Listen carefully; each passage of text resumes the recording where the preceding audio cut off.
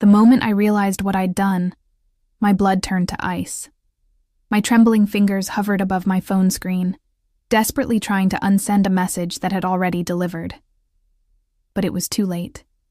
The little blue checkmark beside the ultrasound image mocked me, confirming my worst nightmare. He had seen it.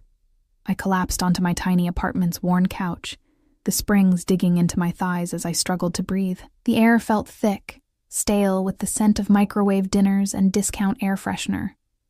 Outside, rain pelted against my window, the rhythmic tapping a stark contrast to my racing heart. How could I have been so careless? The ultrasound was meant for my sister, Emma, the only person who knew about my pregnancy.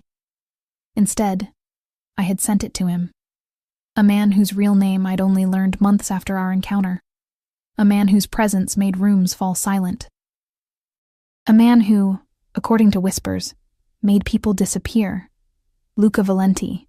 3 dots appeared on my screen. He was typing. I wanted to throw my phone across the room, but I couldn't look away. My palms slicked with sweat as I waited. That's my child. 3 simple words.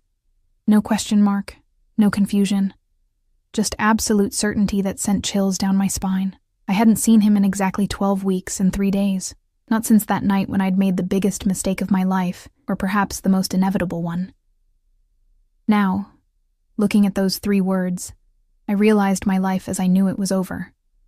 My phone screen lit up again, this time with an incoming call. His name flashed across it, and a photo I'd never taken, one of me leaving my apartment building yesterday, appeared above it.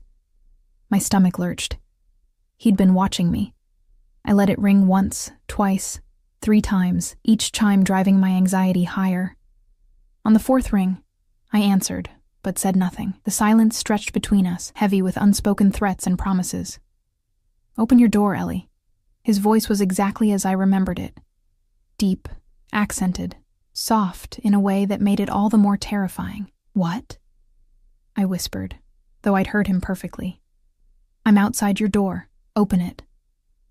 The line went dead. My legs felt like lead as I crossed my small living room to the entrance. Through the peephole, I saw him, impeccably dressed in a tailored charcoal suit that probably cost more than my rent for a year.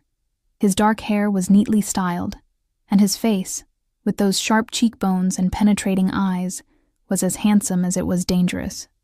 Behind him stood a broad-shouldered man, eyes constantly scanning the hallway. I considered pretending I wasn't home, but the thought vanished as quickly as it came. Luca wasn't a man you ignored. And now he knew about the baby, his baby. With shaking hands, I unlocked the door but kept the chain latched. I opened it just enough to see his face properly. "How did you find me?" My voice came out steadier than I expected. His dark eyes captured mine, and I watched as they moved down to my stomach, hidden beneath my oversized sweater.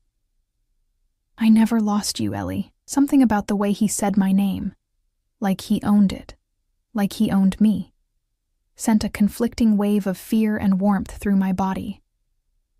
"What do you want?" I asked, though I already knew the answer. "Let me in. We need to talk." "We have nothing to talk about." His expression didn't change, but something in his eyes hardened. "The child you're carrying says otherwise." I should have slammed the door, called the police, done anything other than what I did next. But logic had abandoned me the moment his name appeared on my screen. I closed the door, unlatched the chain, and let the devil into my home. Luca stepped inside, his presence immediately making my apartment feel smaller, shabbier. His bodyguard remained in the hallway, closing the door behind his boss. The scent of his cologne, expensive, subtle notes of sandalwood and something darker, filled the space between us. I backed away until my legs hit the couch. He didn't sit. Instead, he surveyed my apartment with calculating eyes. I saw it through his gaze, the second-hand furniture, the stack of medical textbooks by my desk. Remnants of a dream now on hold. The single dirty mug in the sink. I felt exposed, vulnerable in a way that had nothing to do with my body. 12 weeks, he finally said, his eyes returning to mine. "You've known about my child for 12 weeks. And you didn't think to tell me?" "I didn't." I swallowed hard. "I didn't think you'd care." A dangerous smile played at his lips. You thought the head of the Valenti family wouldn't care about his heir? The way he said it sent ice down my spine. I'd known who he was, of course. Not at first, but later, after our night together, when I'd stupidly looked him up, curious about the mysterious man who'd approached me at the restaurant where I worked.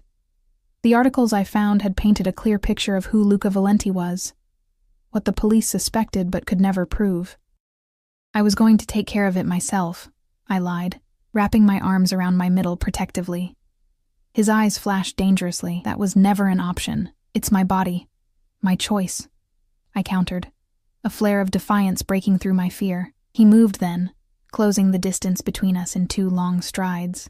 I flinched, but he didn't touch me. Instead, he leaned down, his face inches from mine, his breath warm against my cheek. The moment that child was conceived, Ellie, it became mine too. And I protect what's mine. The possessiveness in his voice made my heart race. I should have been outraged, should have told him to leave, but part of me, a small, traitorous part, thrilled at his words. "What do you want from me?" I whispered. He straightened, studying me with those unreadable dark eyes. "Pack a bag. You're coming with me." "What?" "No," I stood up too quickly, a wave of dizziness washing over me. His hand shot out to steady me, gripping my elbow. The touch sent electricity racing up my arm, reminding me of the night when those same hands had explored every inch of my body. "This isn't a request, Ellie. This apartment isn't safe for my child." "Your child," I repeated, anger finally breaking through my fear. "You keep saying that, like you had any part in this beyond one night. You don't know me. You don't get to make decisions for me." A muscle ticked in his jaw. "I know enough. I know you worked double shifts at that restaurant to pay for an apartment that should be condemned. I know you dropped out of medical school when your parents died. I know you have no one except a sister who lives 3 states away." Each word felt like a slap. "Have you been stalking me? I've been looking after what's mine. I am not yours." The words burst out of me. His eyes darkened. "But the child is. And until it's born, that makes you my responsibility too." "I don't need your protection or your charity," I spat, though we both knew it was a lie. My bank account was nearly empty, my rent was overdue, and pregnancy complications had already cost me 2 shifts last week. "This isn't charity," he said coldly. "This is necessity. The man your ex owes money to is not someone you want to cross paths with." My blood ran cold. "What are you talking about?" "Ryan Barnes. The man you dated before me. The reason you took the job at the restaurant where we met." His voice was matter-of-fact, as if he were discussing the weather and not tearing apart my carefully constructed walls. "He's in debt to the Moretti family. Deep debt, and they're not as civilized as I am when it comes to collecting. Ryan. I hadn't thought about him in months. We dated briefly last year before I discovered his gambling problem. He'd disappeared from my life so completely, I'd assumed he'd skipped town to escape his creditors. I'd never imagined those creditors were a rival Mafia family. "What does that have to do with me?" I asked, though dread was already pooling in my stomach. "They know about your connection to him. And when they discover your connection to me, and the child you're carrying..." He left the sentence hanging, but his meaning was clear. I sank back onto the couch, my legs unable to support me anymore. "You're lying. You're trying to scare me into doing what you want." Luca pulled out his phone, tapped a few times, and handed it to me. On the screen was a photo of Ryan, looking thinner and more haggard than I remembered, talking to a man outside what appeared to be my workplace. The timestamp showed it was taken yesterday. "He's looking for you," Luca said softly, "and he's desperate enough to sell information about my child to save his own skin." I handed the phone back, my hands trembling. "Even if that's true, I can't just leave with you. I don't know you. You knew me well enough once." Heat rushed to my cheeks at the memory of that night. How his hands had felt on my skin. How his lips had trailed fire down my neck. How I'd surrendered to him completely. One night of weakness after months of loneliness and struggle. "That was different," I whispered. "Was it?" He knelt in front of me, bringing our eyes level. It was an oddly vulnerable position for such a powerful man. "Tell me you felt nothing, Ellie. Tell me you don't remember every moment of that night as clearly as I do." I couldn't lie. Not when he was looking at me like that. It doesn't matter what I felt. It was one night. And now it's a lifetime. His gaze dropped to my stomach again. Our child changes everything. The way he said, our child, sent a confusing mix of emotions through me. Part of me wanted to run as far from this dangerous man as possible. But another part, the part that had been struggling alone for so long, whispered that maybe, just maybe, I didn't have to do this by myself anymore. I can't just disappear, I said, searching for excuses. I have a job, appointments, all taken care of. Of course he'd already arranged it. Men like Luca Valenti didn't ask. They simply made things happen. Your landlord will receive the remainder of your lease payment. Your employer will be informed of your resignation. Your doctor has referred you to a specialist who will see you tomorrow. My mouth fell open. You can't just rearrange my life without my permission. I already have, he replied calmly. The only question is whether you'll come willingly, or if I need to convince you further. There was no threat in his voice, but I didn't miss the steel behind his words.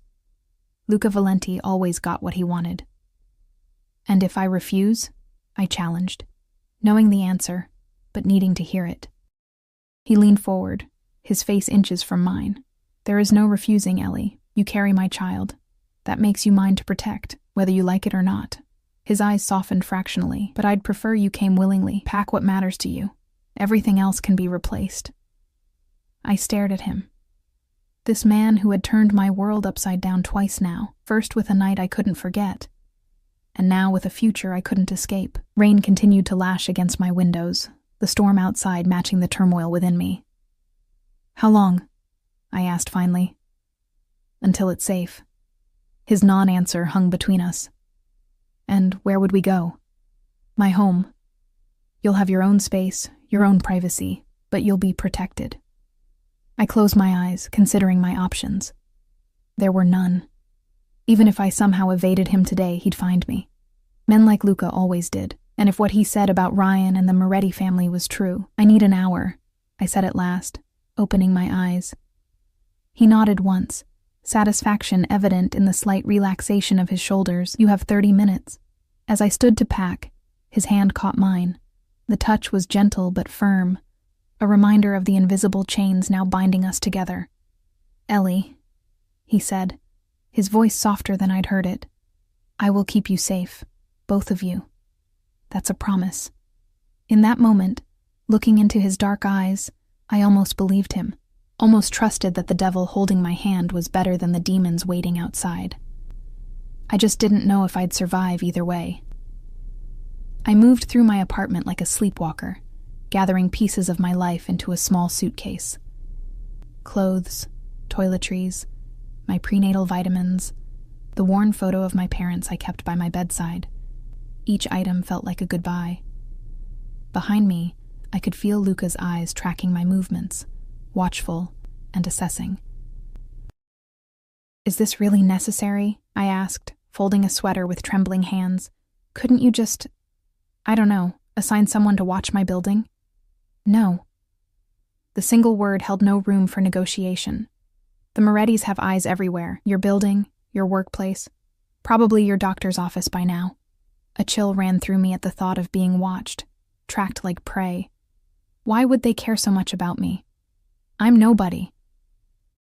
Luca moved closer, his presence immediately dominating the small bedroom. You were connected to a man who owes them money. Now you're connected to me and carrying my child. That makes you very valuable in their eyes. As leverage, as a message, as revenge. I swallowed hard, turning away to hide the fear I knew was written across my face. My hand unconsciously went to my stomach, still mostly flat beneath my sweater. The life growing inside me suddenly felt more real, more vulnerable than ever before. You have 5 more minutes, Luca said, checking his watch. An expensive timepiece that probably cost more than my car. I nodded, moving to the bathroom to gather my remaining necessities. When I returned, Luca was standing by my desk, examining the framed photo of Emma and me from her college graduation. Your sister, he stated, not asked. She lives in Chicago. A fresh wave of anxiety washed over me. Leave her out of this. He placed the frame back exactly where he'd found it. I already have security watching her building. She'll be protected. The casual way he said it, as if assigning men to surveil my sister was nothing, a minor detail already handled, reminded me exactly who I was dealing with. This man commanded an empire built on fear and power. And now, through one careless mistake, I was caught in his web. I zipped my suitcase closed with finality. I'm ready. Luca nodded and reached for my bag, his hand brushing mine. Even that brief contact sent an unwelcome warmth through me. I pulled away quickly, wrapping my arms around myself. My car is waiting, he said, either not noticing or choosing to ignore my reaction. He opened the door, and his bodyguard immediately straightened to attention. Another man, one I hadn't seen before, appeared from the stairwell, tall, with vigilant eyes that scanned me briefly before turning to Luca. The perimeter is clear, boss, he said in a low voice. But there was a car circling the block. Black sedan, tinted windows, Moretti's style. Luca's expression hardened. Time to go.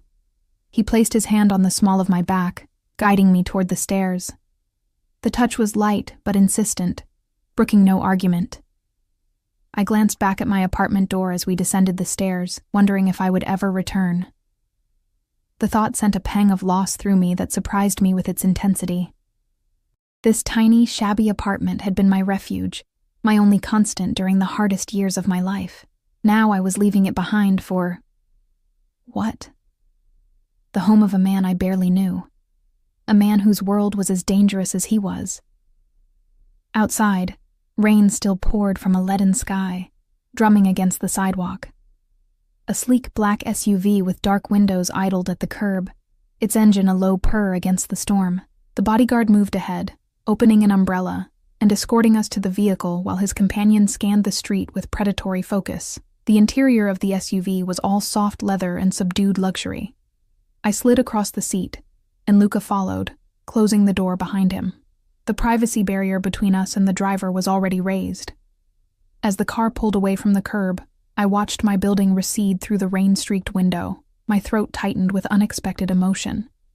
Where exactly are we going? I finally asked, breaking the heavy silence. My estate, Luca replied.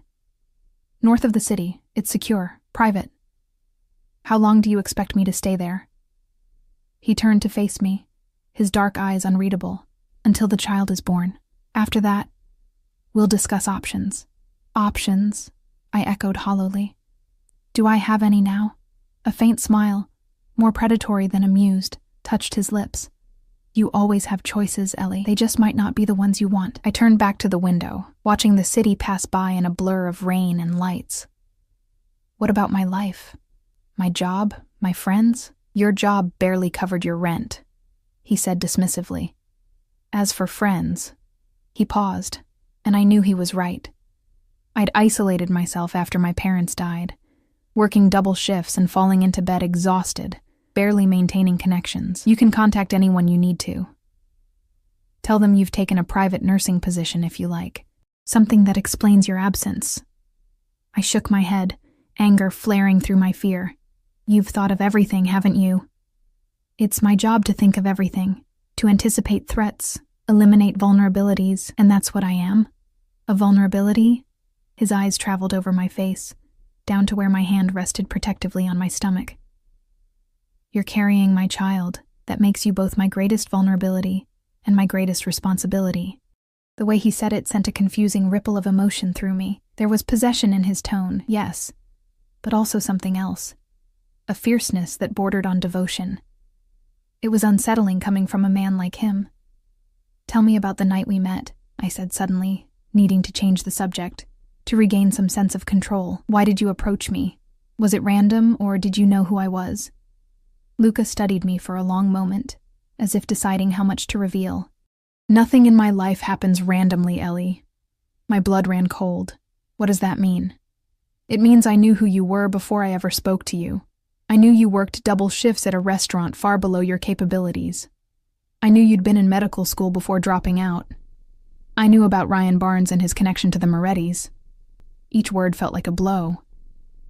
You targeted me? I was interested in you, he corrected smoothly. There's a difference. Not to me, I whispered, feeling sick. So what? That whole night was just… what? You manipulating me? Playing some game? Anger flashed in his eyes. What happened between us was real. I wanted you from the moment I saw you. Everything else came second. I don't believe you, I said, though part of me desperately wanted to. The night I'd spent with Luca had been the first time in years I'd felt truly alive, desired, seen. The thought that it had all been calculated made me feel hollow. He moved closer, the leather seat creaking beneath him. Look at me, Ellie. Against my better judgment, I did. His eyes captured mine, dark and intense. I did know who you were. I was aware of your connection to Barnes. But what happened between us had nothing to do with that.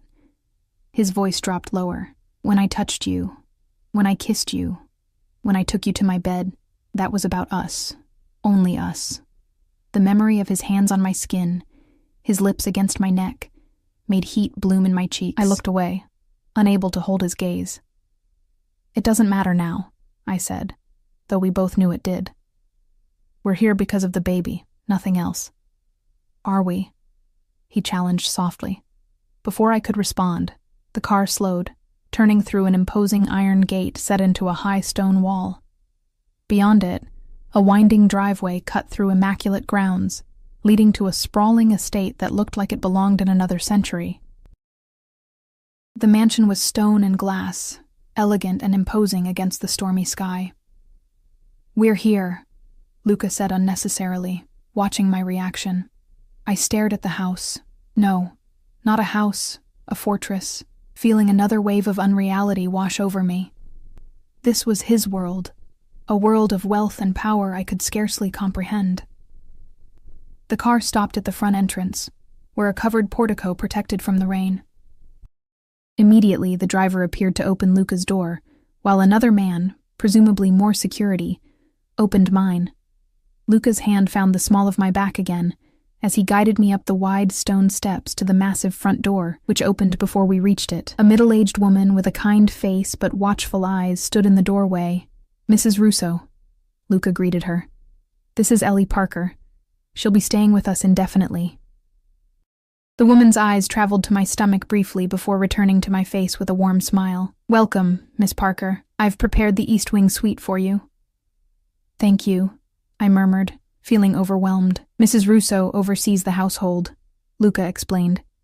Anything you need, she can provide or arrange. The foyer we stepped into was cavernous, with a sweeping staircase and marble floors that echoed with our footsteps. Art that looked museum-worthy hung on the walls, and a massive crystal chandelier cast rainbows of light across the space. It was beautiful, intimidating, and nothing like anywhere I'd ever lived. I'll show Miss Parker to her rooms, Mrs. Russo offered, but Luca shook his head. I'll take her. Have dinner prepared in my study in 1 hour. We'll eat privately tonight.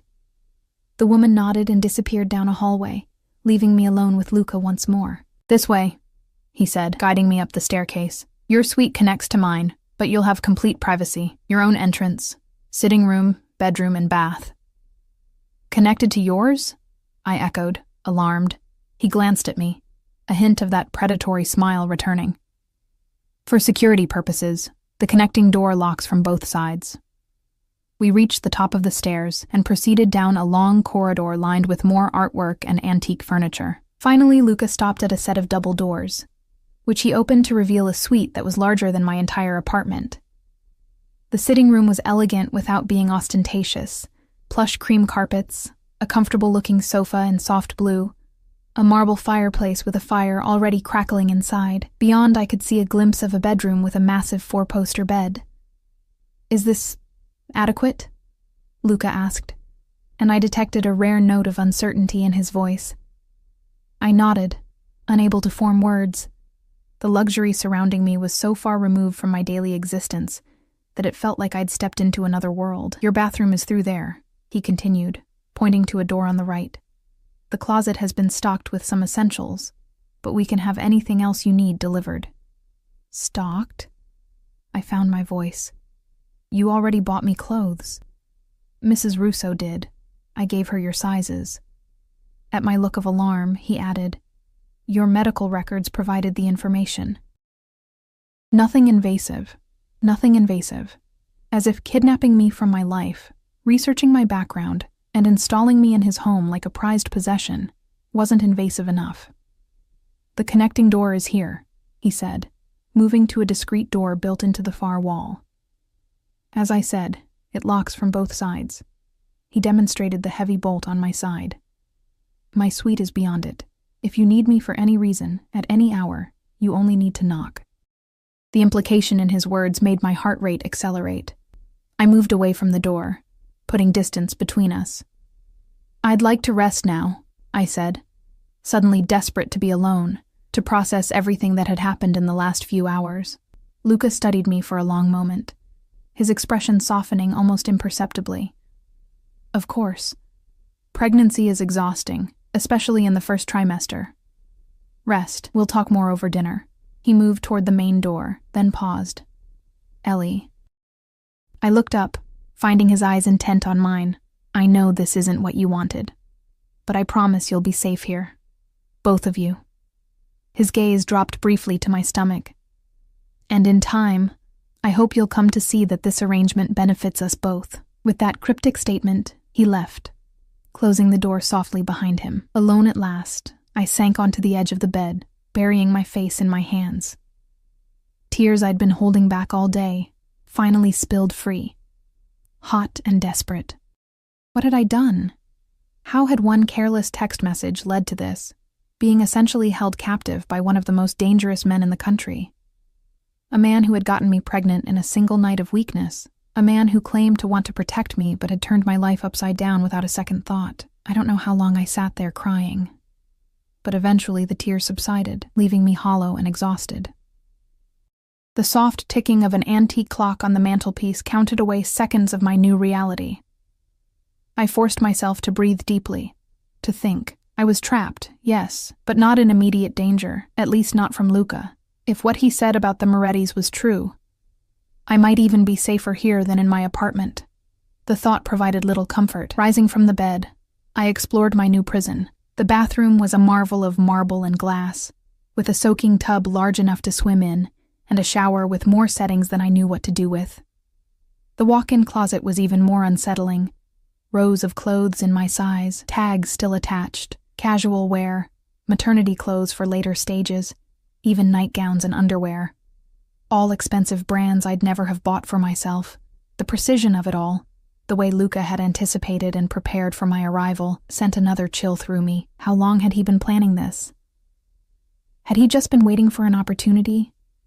An excuse to bring me into his world? I returned to the sitting room and tried the main door.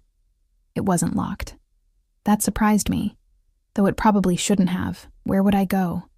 I had no car, no money, and according to Luca, people looking for me who meant me harm. The open door wasn't freedom. It was the illusion of choice. Still, I stepped into the hallway, needing to understand the layout of my new home? Prison? I wasn't sure what to call it yet. The corridor was silent and empty. The only sound my own soft footsteps on the plush carpet. I moved away from where Luca had led me, turning corners and passing closed doors, until I found a window overlooking the grounds. Rain still fell, casting a gray veil over immaculately landscaped gardens, a reflecting pool, and beyond that, dense woods that seemed to encircle the property. In the distance, I could make out what looked like a guardhouse near the gate we'd entered through. "Miss Parker?" I jumped at the voice, turning to find Mrs. Russo watching me with a mixture of concern and wariness. "I'm sorry," I said quickly. "I was just looking around." Her expression softened. "No need to apologize. This is your home now, after all." She gestured down the hallway. "Would you like a proper tour later, after you've rested?" Home. The word felt wrong. Foreign. "Maybe tomorrow," I said. "I'm feeling a bit overwhelmed today." She nodded understandingly. "Of course. Pregnancy is taxing enough without—" She trailed off, perhaps realizing she was treading into sensitive territory. "Dinner will be served in Mr. Valenti's study in 30 minutes. Would you like me to show you the way when it's time?" I nodded, relieved not to have to find it myself. "Thank you."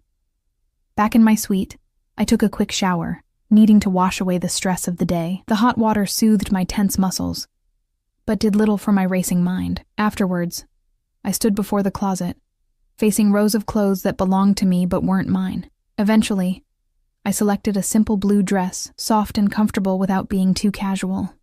As I dressed, my hand lingered on my stomach. "I'm sorry," I whispered to the tiny life inside me. "I'm sorry I got us into this mess." A gentle knock at the door announced Mrs. Russo, who led me through the labyrinth of corridors to Luca's study. The room was large but surprisingly cozy, with floor-to-ceiling bookshelves, leather furnishings, and another crackling fire. A small table had been set near the fireplace, intimate and elegant. Luca rose when I entered, his eyes moving over me with quiet appreciation. He'd changed into more casual clothing, dark slacks and a gray cashmere sweater that somehow made him look even more dangerous in its understated elegance. "You look beautiful," he said simply. "The dress isn't mine," I replied, unable to keep the edge from my voice. A faint smile touched his lips. "It is now." Mrs. Russo discreetly left, closing the door behind her. Luca pulled out my chair, and I sat, hyper-aware of his proximity as he moved to his own seat across from me. A bottle of mineral water and wine sat on the table. He poured water for me without asking. "I've arranged for the top prenatal specialist in the state to see you tomorrow," he said, as a young man entered silently with our first course. "Dr. Winters. She's very discreet." I stared down at the delicate soup before me. "I already have a doctor, a general practitioner who sees 50 patients a day," Luca countered. "Dr. Winters specializes in high-risk pregnancies." I looked up sharply. "Is my pregnancy high risk?" "All pregnancies involving my family are high risk by default," he said, a hardness entering his voice. "The Morettis aren't the only ones who would use my child as leverage." The casual way he referenced the violence of his world made my appetite vanish. I pushed the soup away, untouched. "You need to eat," Luca said, his tone gentler. "For the baby." "Don't." I closed my eyes briefly. "Don't use the baby to manipulate me." "I'm not manipulating you. I'm stating medical fact. Proper nutrition is essential during pregnancy, especially the first trimester." I knew he was right, which only irritated me more. Reluctantly, I picked up my spoon and began to eat. The soup was delicious, of course. "Tell me about your sister," Luca said after a moment, clearly changing tactics. I hesitated, wary of discussing Emma with him. "Why?" "Because she's important to you, and what's important to you matters to me now." I set down my spoon, studying his face for signs of deception. Finding none, I said, "Emma is 26. She's a research scientist in Chicago, working on climate change models. She's brilliant, stubborn, and the only family I have left. You're close?" I nodded. "After our parents died, she wanted me to move to Chicago with her. But I'd just started medical school here. I was too stubborn to leave." A bitter smile touched my lips. Not that it mattered in the end. I had to drop out anyway when the money ran out. "You could go back," Luca said, surprising me, "after the baby is born, if you wanted to." I stared at him. "What?" "Medical school. You could finish your degree. I'd make the arrangements, cover the costs." For a moment, I allowed myself to imagine it, completing the dream I'd abandoned, becoming the doctor I'd always wanted to be. Then reality crashed back. "And the baby?" I asked. "Would be with you, of course. With us. Us." The word hung in the air between us, loaded with implications I wasn't ready to face. The server returned, removing our soup bowls and replacing them with the main course, perfectly cooked salmon with roasted vegetables. Again, I felt the surreal contrast between this meal and what I would have been eating in my apartment tonight, probably microwaved ramen or a cheap frozen dinner. "What do you want from me, Luca?" I finally asked, setting down my fork. "Really?" "Beyond ensuring the baby's safety." He considered me for a long moment, his dark eyes unreadable. "I want you to be comfortable here, to feel secure. Eventually, perhaps, to feel at home. This isn't my home. It's a cage, no matter how gilded." His jaw tightened fractionally. "You're not a prisoner, Ellie. Then I can leave?" Walk out the front door right now? And go where? He challenged. Back to your apartment where the Morettis are watching? To your sister, endangering her life as well? Tell me where you'd go that would be safer for my child than here, under my protection. I had no answer, which he knew perfectly well. The frustration must have shown on my face, because his expression softened. I'm not your enemy, he said quietly. Then what are you? My kidnapper? My jailer? I paused, the word bitter on my tongue. My lover? Something dangerous flashed in his eyes. I'm the father of your child. Beyond that, it's up to you. Nothing about this is up to me, I countered. You've orchestrated everything. My leaving, my staying here, even my doctor's appointments. For your protection. So you keep saying. We fell into tense silence, the only sounds the crackling of the fire and the soft clink of silverware against china. I forced myself to eat, if only to avoid conversation. Finally, Luca spoke again. I know you resent being here. That's understandable.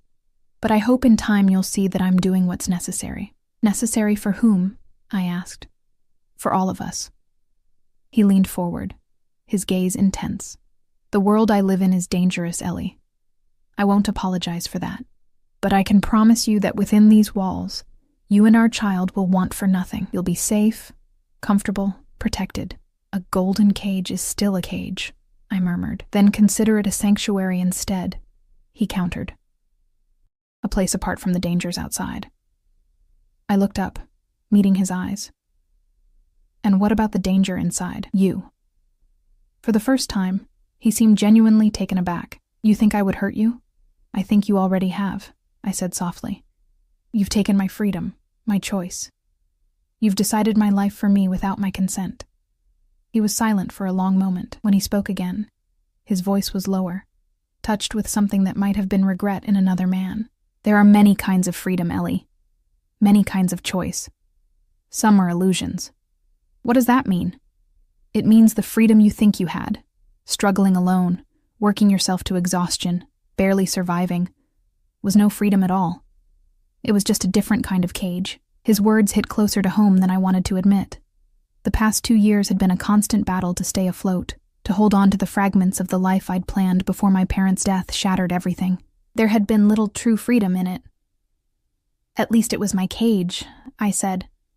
But the argument sounded hollow even to my own ears. Luca didn't press his advantage, which surprised me. Instead, he changed the subject. Tell me about your pregnancy. How have you been feeling? The mundane question after our tense exchange caught me off guard. Morning sickness mostly, though it lasts all day sometimes. Fatigue. The usual, I guess. Have you had an ultrasound yet? I nodded. Just the one you saw. Last week. Is everything normal? There was genuine concern in his voice, a vulnerability I hadn't expected. As far as they could tell, it's still early. He nodded, seeming relieved. Dr. Winters will do another tomorrow. More comprehensive. Dessert arrived. Some kind of delicate chocolate confection that under other circumstances would have been irresistible. Now, it just reminded me of the bizarre luxury of my captivity. May I ask you something? I said suddenly. Luca looked up, surprised, of course. That night, when we met, was any of it real? Or was I just a conquest, part of some game with the Morettis? His expression darkened. I told you in the car. What happened between us had nothing to do with them. But you knew who I was. You'd researched me. He set down his fork, giving me his full attention. Yes. I knew who you were. Ryan Barnes had been in my club the week before, drunk, talking too much about the Moretti debt, and a beautiful ex-girlfriend who worked at Bellini's. It caught my attention. I had you looked into, out of caution. And then you just happened to show up at my restaurant? I went there to assess whether you were a threat or a potential asset, he admitted, his honesty surprising me. But the moment I saw you, he paused, something shifting in his gaze. Plans change, Ellie. What I intended and what happened are very different things. So you're saying what? That you saw me and fell instantly in lust? I couldn't keep the skepticism from my voice. A dangerous smile played at his lips. Something like that. I remembered that night all too well, how he'd appeared at my section, requesting me specifically as his server, how his eyes had followed me throughout the evening, how he'd left an obscene tip and a card with his private number, how I'd stared at that card for 3 days before finally calling him, drawn to him despite knowing better. "I shouldn't have called you," I said, more to myself than to him. "But you did." There was no triumph in his voice, just simple acknowledgement of fact. And here we are. Here we are indeed, sitting in his mansion, carrying his child, my life now irrevocably entangled with his. "It's getting late," I said, suddenly exhausted by the emotional toll of the day. "I'd like to go back to my room," Luca nodded, rising immediately. "I'll walk you." "I can find my way," I said quickly, not wanting to spend another moment in his unsettling presence. He studied me for a beat, then inclined his head. "As you wish. Sleep well, Ellie." I stood, but before I could turn to leave, his hand caught mine. The touch was light, almost gentle, but it sent electricity racing up my arm. An unwelcome reminder of the chemistry that had led to this mess in the first place. "One day," he said softly, "you'll understand that everything I've done has been to protect what's mine, including you." I pulled my hand away. "I'm not yours." His eyes held mine, intense and knowing. "Aren't you?" I didn't dignify his question with an answer. Instead, I turned and walked away, my heart pounding against my ribs. The worst part wasn't his arrogance or his presumption. It was the tiny, traitorous part of me that responded to his possessiveness, that thrilled at being claimed by such a powerful man. I hated that part of myself. The mansion was quiet as I made my way back to my suite, guided more by instinct than memory. A few wrong turns later, I found myself in an unfamiliar wing, the decor subtly different, darker woods, more masculine furnishings. I was about to turn back when a door opened ahead of me, and a man emerged. The same bodyguard who had been outside my apartment earlier. He froze when he saw me, then quickly composed his features. "Miss Parker, are you lost?" "I'm trying to find my way back to my room," I admitted.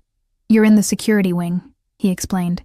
"Your suite is on the other side of the house." His expression gave away nothing, but I sensed disapproval. "I'll escort you." "Thank you." I trailed off, realizing I didn't know his name. "Marco," he supplied after a slight hesitation. "Thank you, Marco." We walked in silence, his presence a few steps behind me, both protective and monitoring. When we reached my door, he nodded once and turned to leave. "Wait," I called after him. "How long have you worked for Luca?" Marco's face remained impassive. 10 years, miss." "And in all that time, has he ever brought someone here, like me?" A flicker of something, surprise, perhaps, crossed his features. "No, miss. Never."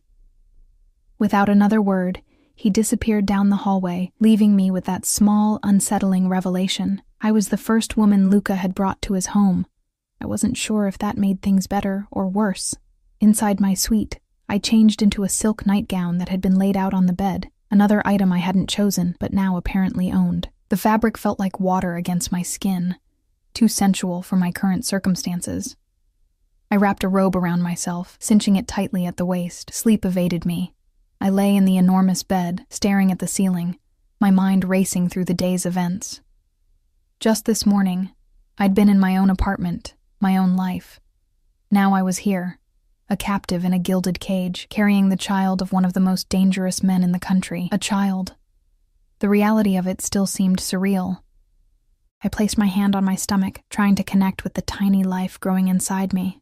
What kind of world would this baby be born into? What kind of father would Luca Valenti be? The thought sent a chill through me. When sleep finally came, it was restless and filled with dreams. Luca's hands on my skin, his lips against my neck, his voice whispering possessive words in my ear. I woke with a start at dawn, my body flushed and my heart racing, angry at my subconscious betrayal. A knock at the door startled me further. I wrapped the robe tighter and called. "Yes?" Mrs. Russo's voice came through the door. "Miss Parker? Breakfast is ready whenever you'd like it, and Dr. Winters will be here at 10. "Thank you," I called back. "I'll be down shortly." In the bright light of morning, The suite seemed even more opulent than it had the previous night. The sitting room windows overlooked the gardens, now bathed in autumn sunshine that belied yesterday's storms.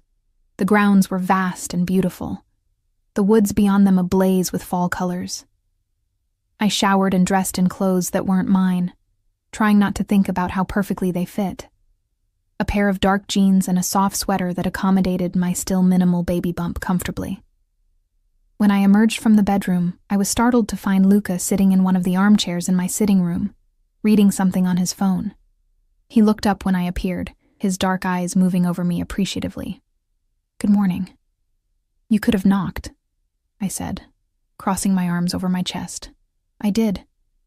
"You were in the shower." He rose, tucking the phone into his pocket. "I came to escort you to breakfast, and to check how you slept." "Fine," I lied. I wasn't about to tell him about my dreams. He studied me for a moment, as if assessing the truth of my statement, then simply nodded. "The dining room is this way." I followed him through the maze of corridors, noting how staff members we passed lowered their eyes respectfully, some murmuring, "Good morning, Mr. Valenti." No one looked directly at me, but I felt their curiosity like a physical touch. The dining room was grand, but not imposing, with tall windows overlooking a different section of the gardens.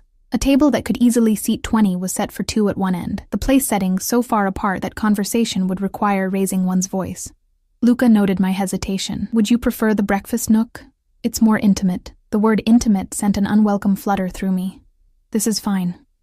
A server appeared immediately with coffee for Luca and herbal tea for me.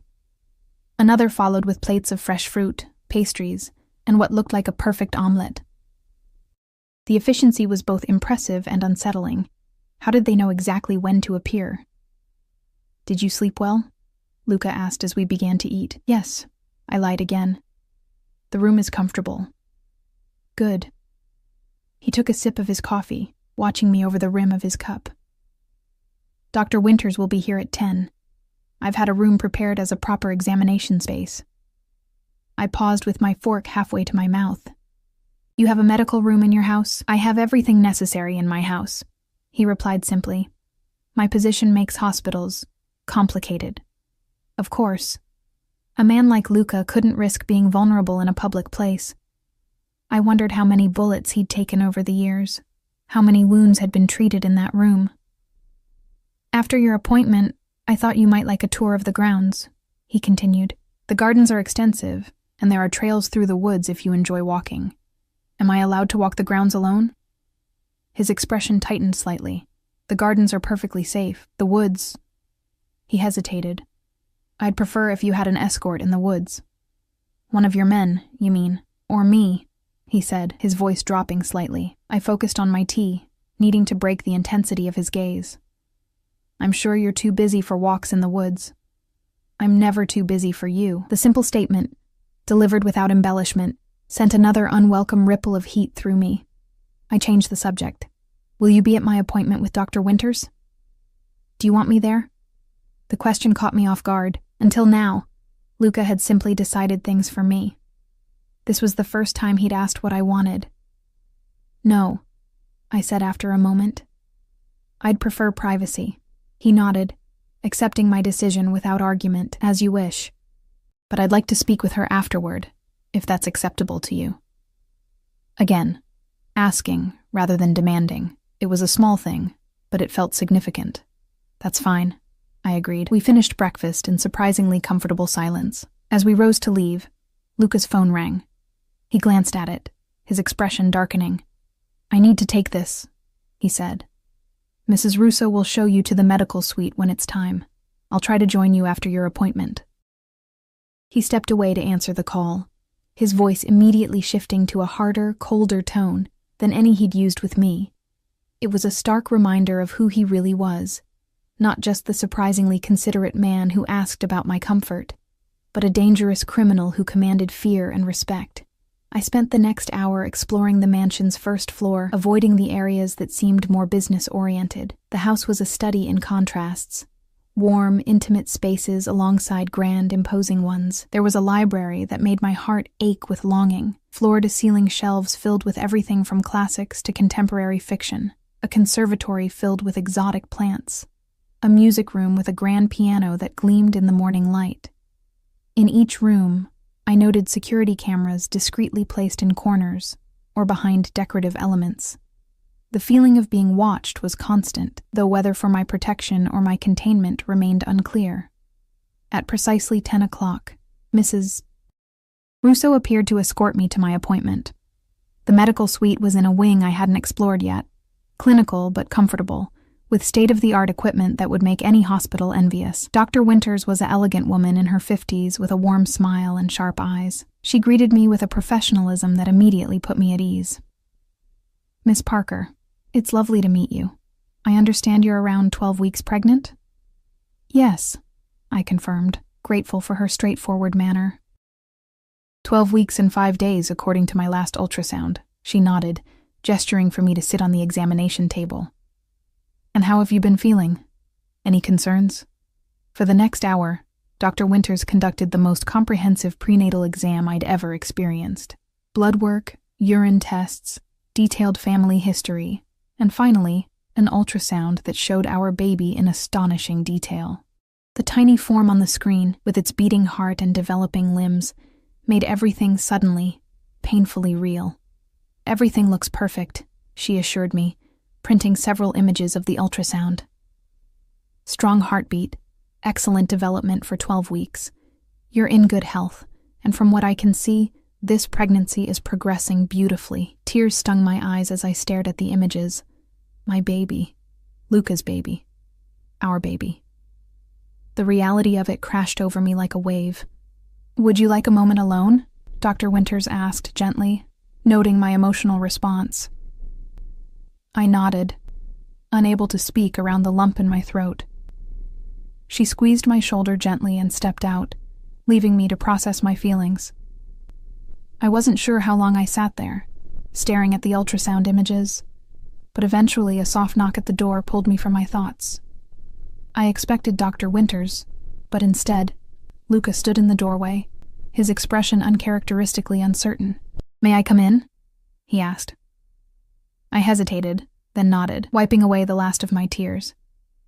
He crossed to my side, his eyes immediately drawn to the ultrasound images in my hands. "Dr. Winters said everything looks perfect," he said softly. "You've already spoken with her?" He nodded. Briefly. His fingers reached out, hovering over but not touching the image. "May I?" I handed him one of the printouts, watching as his expression transformed. The hardness in his eyes softened, his features relaxed, and for a moment I glimpsed the man beneath the dangerous exterior, a man seeing his child for the first time. "It's so small," he murmured. "About the size of a lime," I said, finding my voice. His eyes met mine, and the vulnerability I saw there caught me off guard. "Thank you." "For what?" "For this." He gestured to the image, then to me. "For carrying my child, for being strong enough to handle all of this." I didn't know how to respond. The sincerity in his voice disarmed me more effectively than any demand or threat could have. "I didn't have much choice," I finally said, but there was less bite in the words than I intended.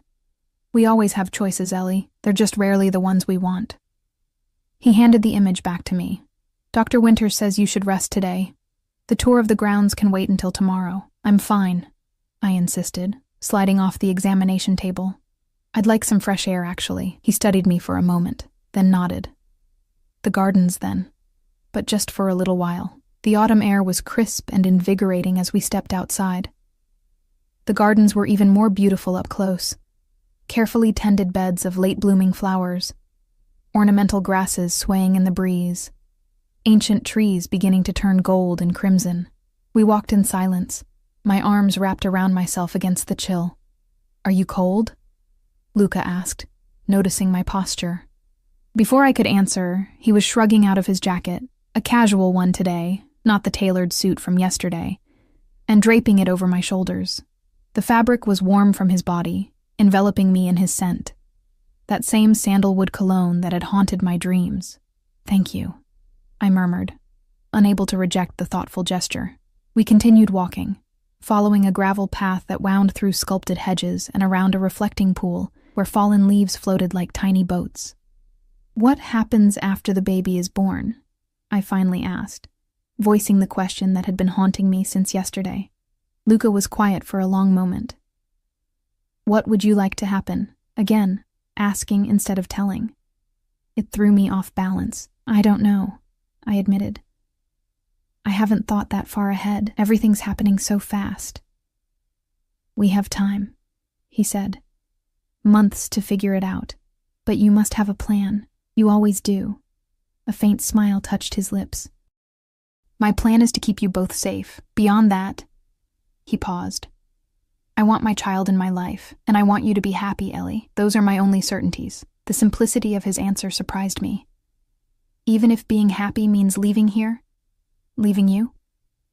His jaw tightened almost imperceptibly. "If that's what you truly want, we'll find a way to make it work. But I hope by then, you'll have seen that your place is here. With me." His words hung in the air between us. With me. Not just with our child, but with him. The implication was clear. He wanted more than just co-parenting. The thought should have terrified me. Instead, it sent a confused flutter through my chest. "You don't even know me," I said, pulling his jacket tighter around my shoulders. "One night together doesn't make a relationship." "I know you better than you think," he countered, his voice gentle. "I know you're fiercely independent even when it hurts you. I know you'd sacrifice anything for the people you love. You gave up your dreams for your parents, and you'd do the same for your child." His eyes held mine. "I know you're intelligent, compassionate, stronger than you realize." I looked away, uncomfortable with his assessment. "That's not knowing me. That's observations, data points." "Then give me the chance to know you," he said, stepping closer, "and to let you know me. The real you, or the version you want me to see." Something like hurt flashed across his features. "I've never pretended to be something I'm not, Ellie. Not with you." We'd reached a stone bench beneath a massive oak tree, its branches casting dappled shadows across the ground. Luca gestured for me to sit, joining me after I did, careful to leave space between us. "My father was a monster," he said suddenly, startling me with the abrupt change in topic. "Cruel, violent, unpredictable. My mother lived in terror of him. So did I, until I was old enough to fight back." His voice was matter of fact, but I could hear old pain beneath the surface. I swore I would never be like him, that if I ever had a family, they would never fear me. I studied his profile. The hard lines of his face softened in reflection. "Is that why you brought me here? Because you don't want your child to grow up without you? Like you did without a real father?" He nodded slowly. "Partly. But it's more than that." His eyes met mine. "The night we spent together, it wasn't just sex for me, Ellie. There was something between us. Something rare." Heat rose to my cheeks at the memory. How perfectly we'd moved together. How he'd seemed to know exactly what I needed. How safe I'd felt in his arms despite knowing what he was. The contradiction had been intoxicating. "Chemistry," I said dismissively. "Physical attraction. Is that all you felt?" The directness of his question caught me off guard. I stood, needing distance from his penetrating gaze. "It doesn't matter what I felt. We live in different worlds, Luca. Yours is..." I gestured vaguely. "All this. Power, danger, wealth. Mine is ordinary, normal. And yet here you are, in my world." He rose, moving to stand beside me. "Maybe the universe is trying to tell us something." "The universe didn't send that ultrasound," I pointed out. "I did. By mistake." A smile touched his lips. "Some might call that fate. I call it a technological error." He laughed then, a genuine sound that transformed his face. For a moment, I caught a glimpse of what he might have been in another life. Just a man, not a mafia boss. The thought made my heart ache with unexpected longing. "We should go back inside," I said, feeling suddenly vulnerable. "It's getting colder." As if on cue, a sleek black car appeared at the far end of the garden, approaching along the driveway. Luca's posture changed immediately, his body tensing as he moved slightly in front of me. "Were you expecting someone?" I asked, alarmed by his reaction. "No." His voice had turned cold, his hand moving to his side where I suspected he carried a weapon. He pulled out his phone, tapped a message, then returned it to his pocket. "Go back to the house, Ellie. Now." "What's happening?" "Just go," he insisted, his eyes never leaving the approaching vehicle. Before I could move, 2 more cars appeared, boxing in the first. Men emerged. Luca's men, I realized by their deferential postures. The tension in Luca's body eased fractionally. "It's all right," he said, though his voice remained tight. "My security has it under control." The first car's door opened, and a woman stepped out, elegant, middle-aged, with a regal bearing that commanded attention even from a distance. Luca's entire demeanor changed at the sight of her. "My mother," he said, sounding both annoyed and resigned. "Wait here." He strode across the lawn toward the woman, who stood her ground, chin raised defiantly. Even from a distance, I could see the tension in their postures as they spoke. After a brief, apparently heated exchange, both turned toward me. Luca's mother said something else, and he nodded reluctantly before walking back to where I waited. "My mother insists on meeting you," he said, his jaw tight with barely contained frustration. "I apologize in advance." Before I could respond, the woman was approaching, her expensive heels somehow navigating the gravel path with perfect ease. Up close, I could see Luca in her features. The same intense eyes, though hers were a striking green, rather than his dark brown. "So this is the girl," she said by way of greeting, her gaze moving over me assessingly. Her accent was more pronounced than Luca's, her English precise, but distinctly Italian. "Mother," Luca warned, his voice tight. She ignored him, continuing her evaluation. "Pretty enough, I suppose. A bit thin. Are you feeding her properly, Luca, Mrs. Valenti?" I said, finding my voice. "It's unexpected to meet you." A smile that didn't quite reach her eyes touched her lips. "Sophia, please. And yes, I imagine it is unexpected. My son doesn't tell me anything these days." She cast Luca a reproachful look. "I had to hear from Gianni that there was a woman living in the house, a pregnant woman." Luca's expression darkened. "Gianni talks too much. Gianni is loyal to the family," Sophia countered. "As you should be." She returned her attention to me. "So you are carrying my grandchild?" It wasn't a question, but I nodded anyway. "And your name?" "Ellie Parker." "Parker," she repeated, as if testing the sound of it. "Not Italian." "No," I confirmed unnecessarily.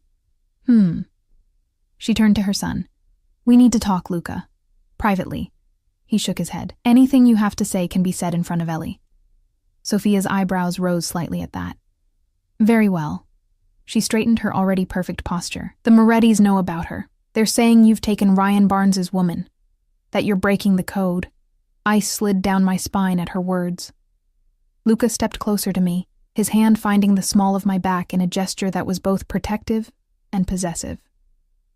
"Ryan Barnes is nothing," he said coldly. "He gambled with the Moretti's money and lost. He has no claim on Ellie. Nevertheless, they're using it to stir up trouble with the other families." Sophia's eyes moved to me again. "They're saying you stole her to spite them." "That's ridiculous," I interjected. "I barely knew Ryan. We dated briefly, almost a year ago." Sophia's calculating gaze settled on my stomach. "And the child is mine," Luca said before I could respond, his voice leaving no room for doubt. "Conceived months after Barnes was out of the picture." Something shifted in Sophia's expression. A slight softening around the eyes, a relaxing of her mouth. "You're certain?" "Absolutely." Luca's hand remained on my back, a warm anchor in the increasingly surreal conversation.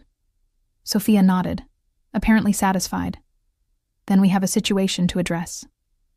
She squared her shoulders. "The child must be legitimized. You must marry." "What?" The word escaped me in a shocked gasp. "No, that's the only solution," Sophia finished firmly. "If Ellie becomes a Valenti, no one can question your right to protect her. The child will be born into the family properly. The Morettis will have no grounds for their complaints." "This isn't the 1950s, Mother," Luca said, though his voice lacked conviction. "We don't need to marry for the sake of appearances." Sophia's eyes flashed dangerously. This has nothing to do with appearances and everything to do with survival. Your father built this family on respect for tradition. If you father a child out of wedlock with a woman the Morettis are claiming has ties to them, it undermines everything we stand for. I felt as though I'd stepped into some alternate reality where powerful crime families discussed marriage and legitimacy like characters in a Victorian novel. Don't I get a say in this? Both Valentis turned to me, seeming almost surprised by my interruption. Of course you do, Luca said quickly, though his mother's expression suggested otherwise. I'm not marrying anyone, I stated firmly, especially not for politics or traditions or whatever this is. Sophia's eyes narrowed slightly. You carry a Valenti air. That comes with responsibilities. I didn't ask for any of this, I countered, anger finally breaking through my shock. I didn't ask to be brought here, to be caught in the middle of your family feuds. I certainly didn't ask to be told I have to marry a man I barely know just to satisfy some outdated code of honor. To my surprise, Sophia's expression softened fractionally. You have spirit. Good. You'll need it. She turned to her son. I like her better than the socialites you usually waste time with. Luca pinched the bridge of his nose, looking uncharacteristically at a loss. Mother, please. We'll discuss this further inside, Sophia declared, already turning toward the house. It's getting cold out here, and in her condition, Ellie shouldn't be chilled. With that, she swept away, leaving us in stunned silence. I'm sorry, Luca said once she was out of earshot. My mother is traditional. Traditional? I echoed incredulously. She just ordered us to get married like she was arranging a business merger. A reluctant smile tugged at his lips. That's Sophia Valenti. Everything is business to her, he sighed, running a hand through his hair. We don't have to do anything you don't want to do, Ellie. I promised you'd be protected here, and that includes protection from my mother's schemes. I studied his face, trying to read what lay beneath his words. But you think she's right, don't you, about the marriage? He hesitated, then nodded slowly. From a strategic standpoint, yes. It would strengthen our position against the Morettis. It would ensure the child's place in the family. His eyes held mine. But I would never force you into marriage, Ellie. Not even for those reasons. The sincerity in his voice caught me off guard. Despite everything, I believed him. I need time, Luca. It's too much, too fast. You have all the time you need, he offered his arm. But we should go in. My mother isn't known for her patience.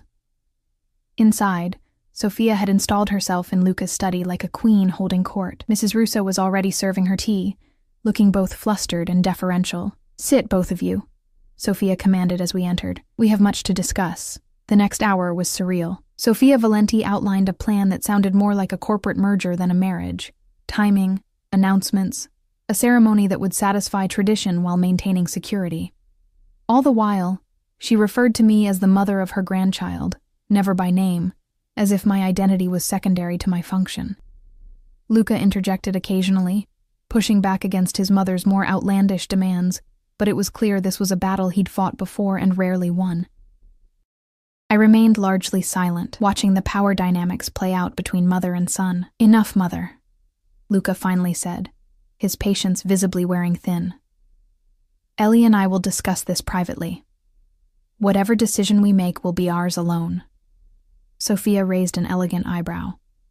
The family council meets next week. They'll expect an announcement. They'll get one when we're ready to give it, he countered firmly. Now, it's been a long day, and Ellie needs rest. It was a dismissal, and Sophia recognized it as such. She rose with dignity, smoothing her already immaculate dress. Very well, but don't wait too long, Luca. The Morettis certainly won't. After she left, escorted by Mrs. Russo, a heavy silence fell over the study. Luca poured himself a drink, whiskey by the amber color, and offered me water, which I accepted gratefully. Your mother is formidable, I said, breaking the silence. A wry smile touched his lips. That's the kindest description she's ever received. He took a sip of his drink. She's also usually right, which is the most infuriating thing about her. I set my water down, gathering my courage. "Luca, I can't marry you. Not like this. Not under these circumstances." He nodded, unsurprised. "I know. But you want me to." He considered his answer carefully. "I want you safe. I want our child protected. Marriage would accomplish both." He set his glass down, moving to sit beside me on the sofa. "But more than that, I want you to choose me, Ellie. Not because of the baby, not because of the Morettis, but because you want me the way I want you." The raw honesty in his voice made my heart race. And how is that? His eyes captured mine, intense and unwavering, completely. Exclusively. For the rest of our lives. My breath caught in my throat. "You can't possibly know that. We barely know each other. Some things you just know." He reached out, his fingers lightly brushing a strand of hair from my face. "The night we spent together, I knew you were different. Special. When I found out about the baby, I knew it was meant to be." "That's not rational," I whispered. A smile touched his lips. "Love rarely is. Love." The word hung in the air between us, dangerous and tempting. "Give us a chance, Ellie," he said softly. "Not marriage, not yet. But a chance to see if what I feel for you, what I think you feel for me too, is real." I should have said no, should have maintained the walls I'd built around myself. But something in his eyes, vulnerability beneath the strength, longing beneath the control, broke through my defenses. "One day at a time," I said finally. "That's all I can offer." Relief and something like joy transformed his face. "That's all I'm asking for." He leaned forward slowly, giving me time to pull away. I didn't. His lips met mine in a kiss that was gentle yet possessive, a promise and a claim all at once. My body responded instantly, remembering the night we'd shared, craving more despite my better judgment. When we parted, his forehead rested against mine.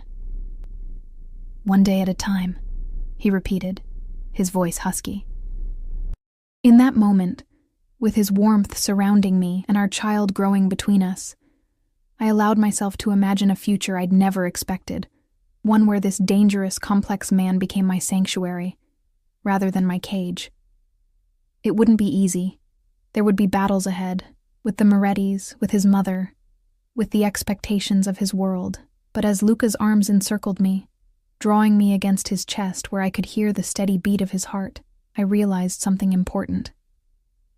I wasn't alone anymore. For better or worse, Luca Valenti had claimed me as his own. And deep down, in a place I wasn't quite ready to acknowledge, I'd begun to claim him too. "One day at a time," I whispered against his chest, feeling his arms tighten around me in response.